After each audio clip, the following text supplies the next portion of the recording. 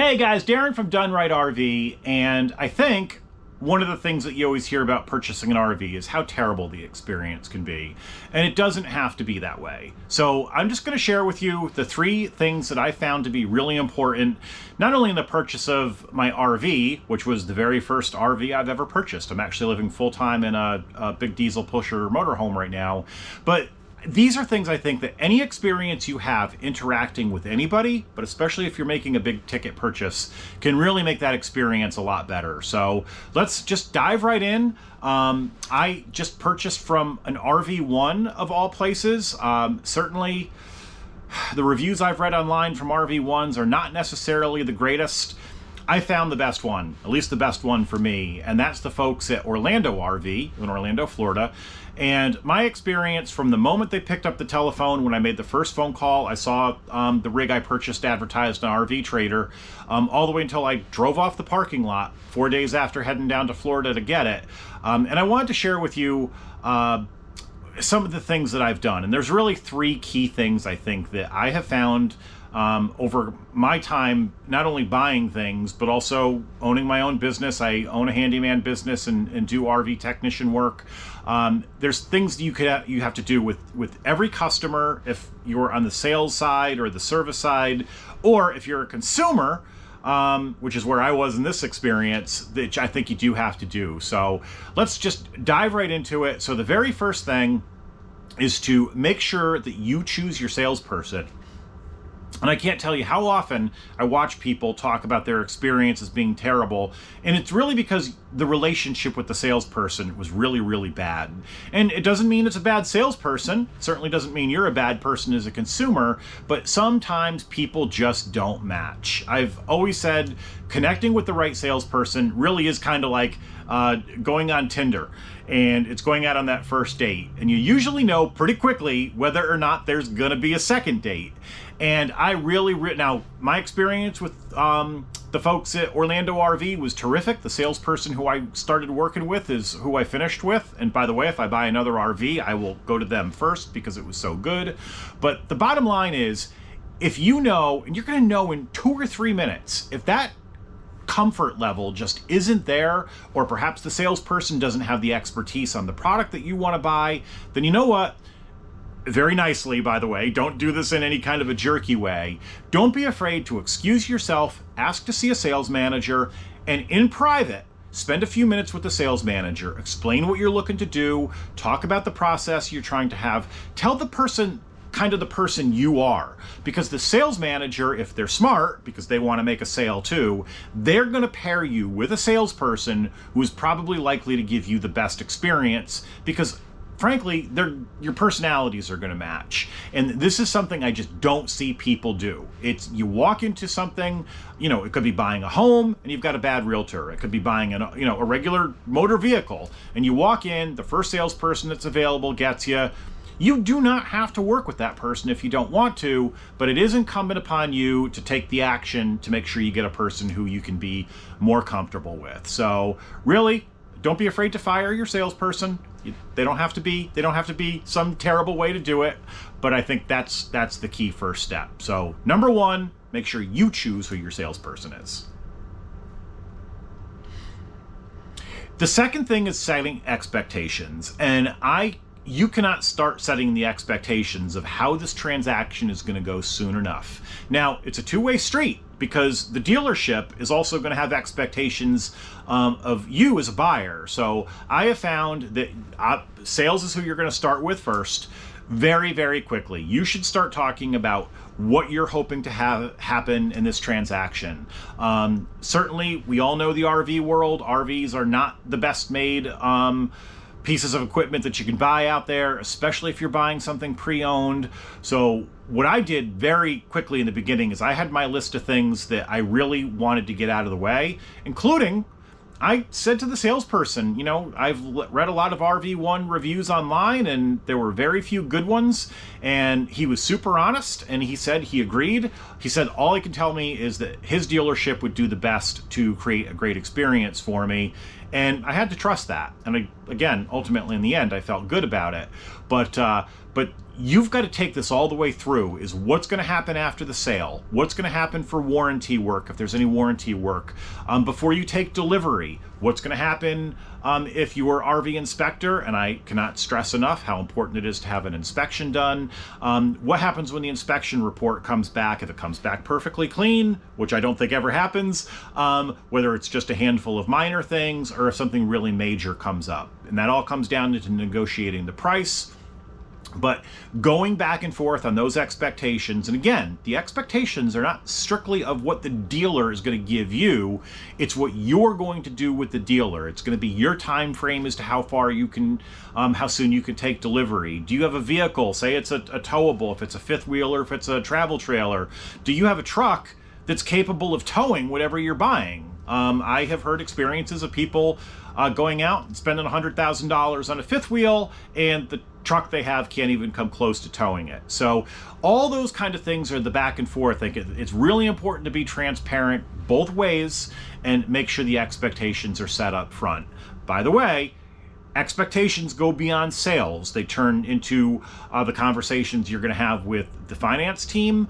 It's going to happen with the parts department and the service department in case you need some things done, not only before you take delivery, but immediately after delivery, and possibly, because there's a good chance you may have missed something in the inspection, or there may be a problem that arises after you make your purchase, is what kind of hope do you have that if the service thing does need to happen, that can happen, relatively quickly. So set the expectations up front and do not stop setting those expectations. That conversation has to go back and forth during the entire transaction. My purchase wasn't perfect. Fortunately, there weren't any really big problems, but a good example is my air conditioning. And again, I'm driving a motorhome, so this is the air conditioning in the cockpit area. It didn't work.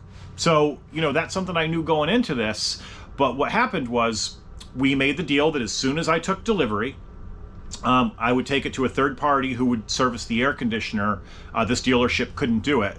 And, but I made a deal with them. I said, listen, I'll do the delivery and I will drive the rig, 45 minutes to the place that was going to do the work. I'll hang around and drive it back. So that sort of quid pro quo, that working together, is something I think also that needs to happen, but it was done cleanly and quickly because we set the expectation that was going to happen before the deal was even made. So part 2, expectations, set them early, continue to set them through the entire buying process and delivery process, and I promise you will have far less things at the end that come up to bite you than if you never brought these things up in the beginning. And finally, the third thing is the salesperson is not the enemy, right? Your salesperson, if you treat them like they're the enemy, like they're your opponent, then the whole transaction is going to go that way. And there's no way in the world that can possibly turn out to be good for you or for the dealership, because they want to sell something, you want to buy something. Treat the salesperson as someone who is on your side, because if they feel that, I promise you the salesperson is going to do way more to go to bat for you when they have to go negotiate the deal a bit more aggressively, perhaps do a couple of service things that they will throw in, perhaps for free or at least at a discounted rate.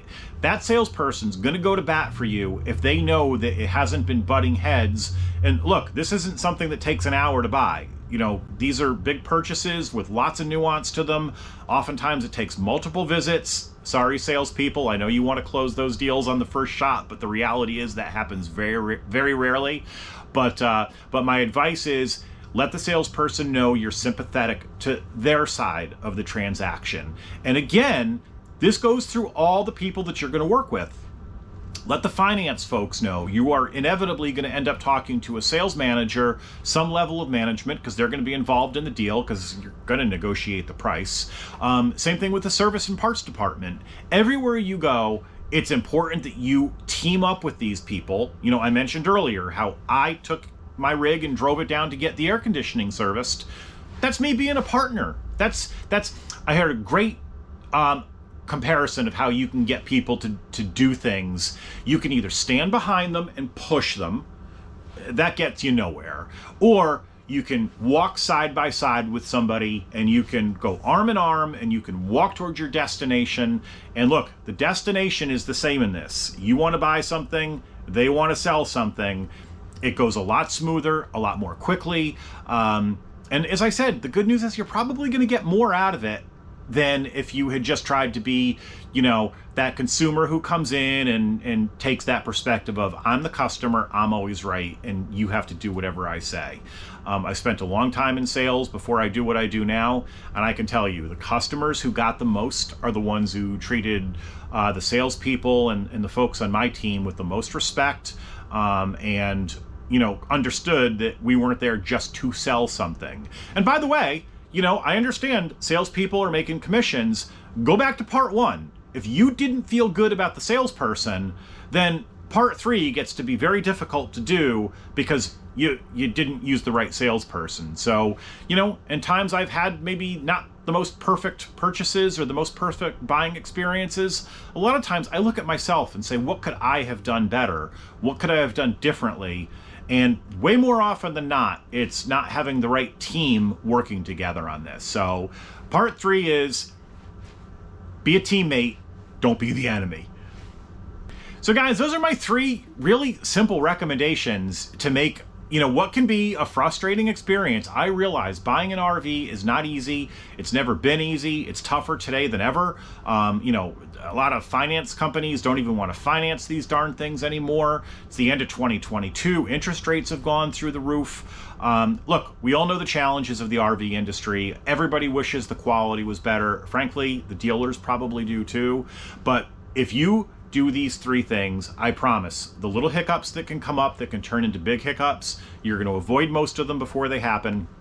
And your buying experience is going to be really good. So when you drive your new RV or pre-owned RV off the lot, you can think about all the good things and good memories that that's going to create for you instead of how terrible an experience it was. And you're starting out with bad energy right away. So a couple quick things before I go is, number 1 is comments. I love comments, and I'm going to encourage you guys to leave any feedback you have down in the comments below, especially experiences you've had during your purchases. What kind of things have you done that have made those purchasing and buying experiences a little bit better? What are some of the things you've done wrong that made the experiences really bad that you know, kind of can get out there for folks to help avoid it in the future? So I love feedback. I love the comments. As a matter of fact, I would not be in this world if it wasn't for the good folks, Chad and Tara on Changing Lanes, one of the best RV YouTube channels I think is out there. There's a bunch of good ones, but they're my favorite. I am literally doing this because of them. They're the ones who got me motivated. But as much as I learned from them in the videos of their content, I think I learned just as much from the feedback and the comments that viewers left you know, below the videos, because now you've got, you know, hundreds and hundreds of comments about people who can sort of chime in and add a little bit more color. So please comment. I love it. And of course, the thing you can do to help my channel grow is, if you really like what's going on here, you know, click the thumbs up button. And even better, I hope you decide to subscribe to my channel and keep giving you guys more great content. So thanks for spending a few minutes with me today. I hope these things help you not only in the next RV purchase, but really in anything that you're buying at all. Until the next time, thanks for watching, guys.